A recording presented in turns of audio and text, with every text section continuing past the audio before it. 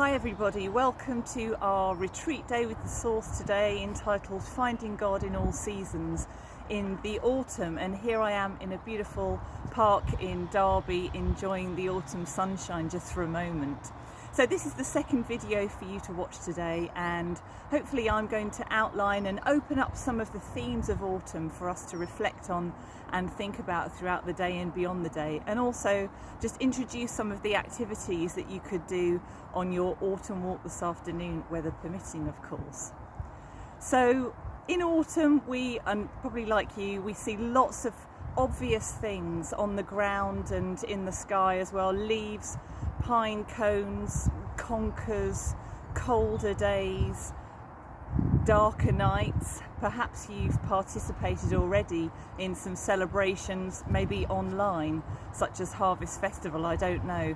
And I'm not sure if you've noticed, but I've been seeing that on social media that there have been so many more pictures of autumn and the beautiful colours that come out amongst us. And I think there's something of attentiveness that certainly the last 8 months have given us. You know, we're paying attention, we're looking at things a little bit more carefully, and hopefully that's one of the things that we'll be able to do today as we walk around our own locality. But there is also a question that faces a lot of us, especially if we have a garden, and that is to clear or not to clear the leaves. And you've probably observed maybe some of your neighbours, some of them getting out there 5 minutes after the first falling leaves to rake them all up and put them in the compost bin. Or maybe you've seen gardens that have just been, swamped in leaves as well, and maybe you've enjoyed the colours of those. Maybe some of you have taken your kids out or grandchildren and taken them for a stomp in the park and through the leaves as well.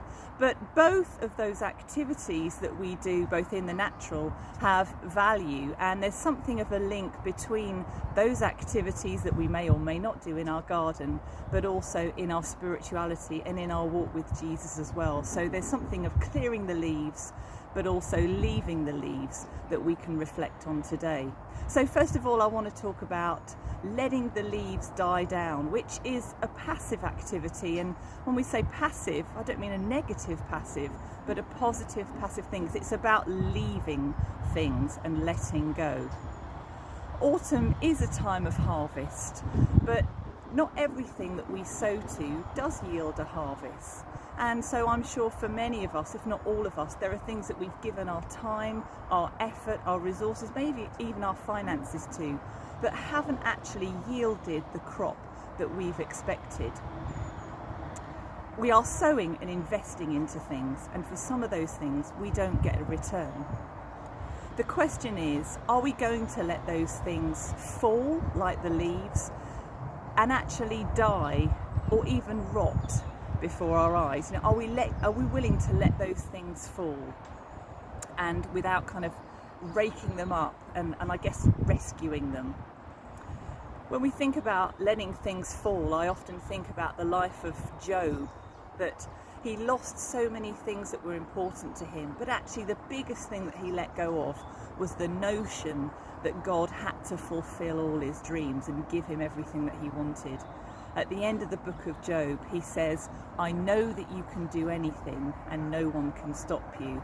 What a massive revelation. What a great act of just letting go, of stepping back, of letting the leaves of his life fall and not wanting to just rescue them, tidy them up and get rid of those things. The writer too in the book of Philippians says, forget the former things as well. And all the way through scriptures we see God's encouragement, his command even, to just step back, to let things go, to let things die, to let it fall, and to be able to just watch those things fall. So part of our call in the walk with Jesus is, I think, allowing things to die down, not rushing to clear the leaves or rescuing. So I want to encourage you to think about that today, and also to ask God, as well as thinking about those things in our lives that need to die down, asking God, why do those things have to die? And there are so many different reasons why those things die down in our lives. Sometimes we actually don't know. But the important thing is not to rush to the first conclusion was, well, that died because it was my fault, or I did something wrong. Hey, maybe that has got something to do with it, but maybe that's not the full story. So I think there's a time today to ask God, why did that thing have to die, and to allow him to speak into that. Also, there's a space today for recognising the loss, the loss of emotional energy that we've put into those things, the loss of resources, and maybe a little bit of relational fallout in some of those things that we let fall and die as well. But what if God spoke about those things? Well, I read a quote the other day and it said, "The life we hoped for can be one of the hardest to lose." Isn't that true? I think Jesus also has something to say about losing life too. So I'd like to invite you to just take a moment to identify some of those things that you're letting die, or perhaps those things that you feel you need to start to let go of today. There will be time later today for you to just really think about those things and to speak to God, to listen to him about those things. But for now, just take a moment to just identify them, and that's it. Maybe you want to write them down.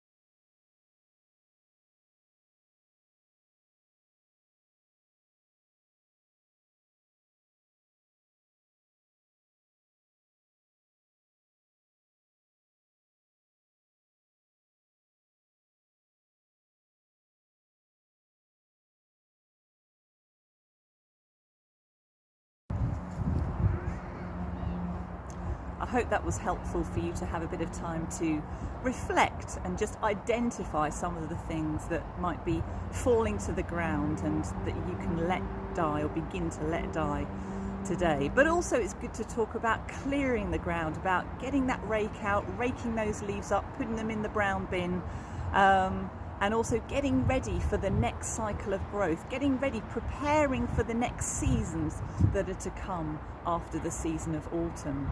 In Leviticus 25, God sets out a cycle for stewarding the earth, and it actually involves a Sabbath for the ground, a keeping bare for the ground, and not filling the field with something else.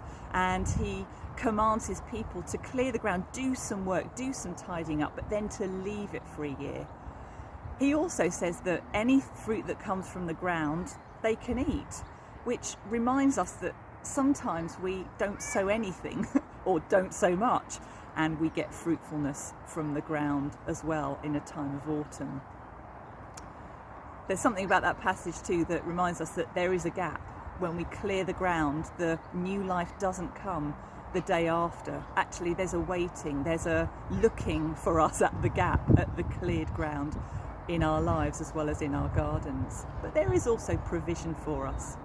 So take a moment to think about maybe what you in your life are preparing the ground for. What do you need to clear? Again, there'll be time later on to reflect on that and to think about how others can help you to clear the ground. Maybe what God wants to say to you in that clearing. But for the moment, just identify those things. Perhaps think about the future, the next month, 6 months, year, 5 years, 10 years. I don't know what you feel God has for you, or maybe you don't know, but just some of the ways in which, or some of the things that you can clear from your ground.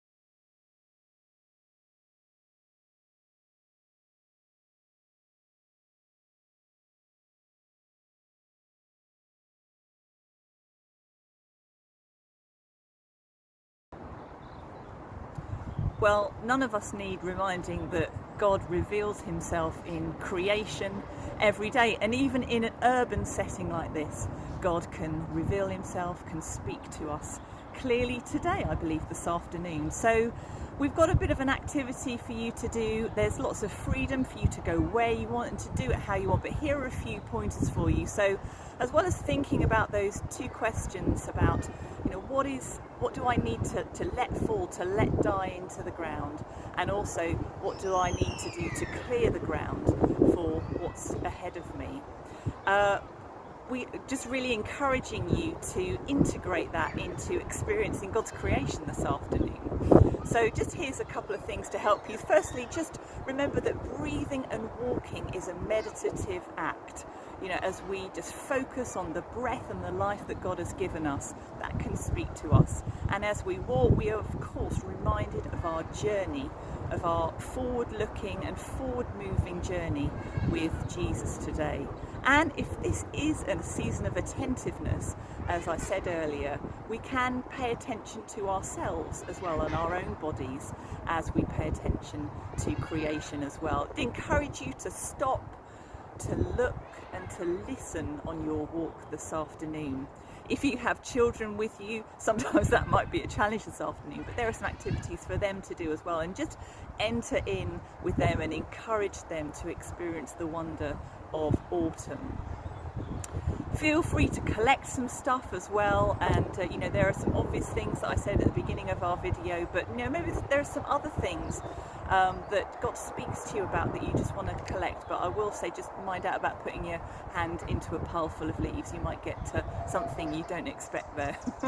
Maybe you want to walk with somebody. We can walk with one other person outside, so maybe just drop somebody a message and see if you want to hook up with them and take that walk and just process a little bit with them too. And lastly, can I encourage you to take some photos?